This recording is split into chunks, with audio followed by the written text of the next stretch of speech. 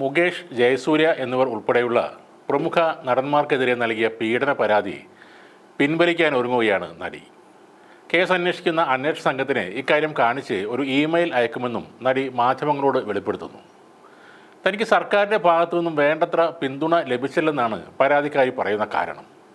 തനിക്കെതിരെ ചുമത്തപ്പെട്ട POCSO case കള്ളക്കേസായിരുന്നെന്നും എന്നാൽ സത്യം തെളിയിക്കാൻ സർക്കാർ തയ്യാറായില്ലെന്നും നടി പറയുന്നു.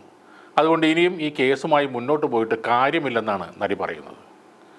ഹേമ കമ്മിറ്റി റിപ്പോർട്ട് പുറത്തു വന്നതിന് പിന്നാലെ നടന്മാരായ മുകേഷ് MLA, ജയസൂര്യ, ബാലചന്ദ്ര മേനോൻ, മണിയൻപിള്ള രാജു, ഇടവേള ബാബു എന്നിവർക്കെതിരെയാണ് ഈ നടി ലൈംഗിക പീഡന ആരോപണവുമായി രംഗത്ത് വന്നത്. ഈ വെളിപ്പെടുത്തൽ മലയാള സിനിമാ മേഖലയിൽ വലിയ കോളിളക്കം സൃഷ്ടിച്ചിരുന്നു. നടി നൽകിയ പരാതിയുടെ അടിസ്ഥാനത്തിൽ എല്ലാ ആരോപണ വിധേയർക്കും പിന്നീട് ജാമ്യവും ലഭിച്ചിരുന്നു. 2008 പുറത്തിറങ്ങിയ ദേ ഇങ്ങോട്ട് നോക്കിയ എന്ന ചിത്രത്തിൻ്റെ സെറ്റിൽ വെച്ചായിരുന്നു തനിക്ക് ജയസൂര്യയിൽ നിന്ന് ദുരനുഭവം ഉണ്ടായെന്നാണ് നടി വ്യക്തമാക്കിയത്. സെക്രട്ടേറിയറ്റിലെ ഷൂട്ടിംഗ് ലൊക്കേഷനിൽ വെച്ച് റെസ്റ്റ് റൂമിൽ പോയി വരുമ്പോൾ ജയസൂര്യ പിന്നിൽ നിന്ന് കെട്ടിപ്പിടിച്ച് ചുംബിച്ചു എന്നായിരുന്നു ആരോപണം.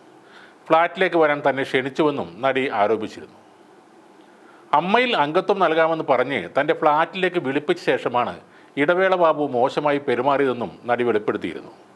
ഒരു ഫോം പൂരിപ്പിച്ചുകൊണ്ടിരിക്കെ ഇടവേള ബാബു കഴുത്തിൽ ചുംബിച്ചുവെന്നും പെട്ടെന്ന് താൻ ഫ്ലാറ്റിൽ നിന്ന് ഇറങ്ങി ഓടുകയായിരുന്നുവെന്നും നടി പറഞ്ഞിരുന്നു.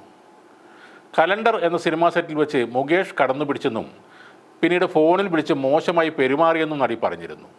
ഒരുമിച്ച് വാഹനത്തിൽ സഞ്ചരിച്ചപ്പോൾ മോശമായി സംസാരിച്ചുവെന്നാണ് മണിയൻപിള്ള രാജുവിനെതിരായ ആരോപണം. രാജുവിൽ നിന്നുണ്ടായ മോശം അനുഭവം ആ സമയത്ത് ഒപ്പമുണ്ടായിരുന്ന നടിയെ അറിയിച്ചതായും ഈ നടി പറഞ്ഞിരുന്നു. ഫേസ്ബുക്ക് പോസ്റ്റിലൂടെയായിരുന്നു നടിയുടെ ആരോപണമുണ്ടായത്. ഇവർ ശാരീരികമായി പീഡിപ്പിക്കുകയും മോശം ഭാഷയിൽ പെരുമാറുകയും ചെയ്തു. തുറന്നും സിനിമയിൽ അഭിനയിക്കാൻ ശ്രമിച്ചെങ്കിലും ഉപദ്രവം സഹിക്കാനാകുന്നതിലും അപ്പുറമായിരുന്നു. ഇതെല്ലാമാണ് നടി ആ പോസ്റ്റിൽ പറഞ്ഞിരുന്നത്.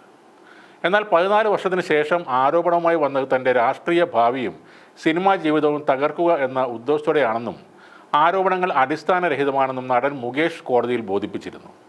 തന്നോട് 11 ലക്ഷം രൂപ ചോദിച്ചുകൊണ്ടുള്ള ഈ നടിയുടെ ചാറ്റും അതിൻ്റെ രേഖകളും മുകേഷ് കോടതിയിൽ ഹാജരാക്കുകയും ചെയ്തിരുന്നു. ഹേമ കമ്മിറ്റി റിപ്പോർട്ട് വന്നതുകൊണ്ട് മലയാള സിനിമയിൽ ഒരു മാറ്റവും സംഭവിക്കാൻ പോകുന്നില്ല എന്നതാണ് ഈ സംഭവം കൊണ്ട് മനസ്സിലാക്കേണ്ടത്. നടൻ നിവിൻ പോളിക്കെതിരെ ഉണ്ടായിരുന്ന വ്യാജ ആരോപണമാണെന്ന് കണ്ട് അദ്ദേഹത്തെ കേസിൽ നിന്നും നേരത്തെ ഒഴിവാക്കിയിരുന്നു.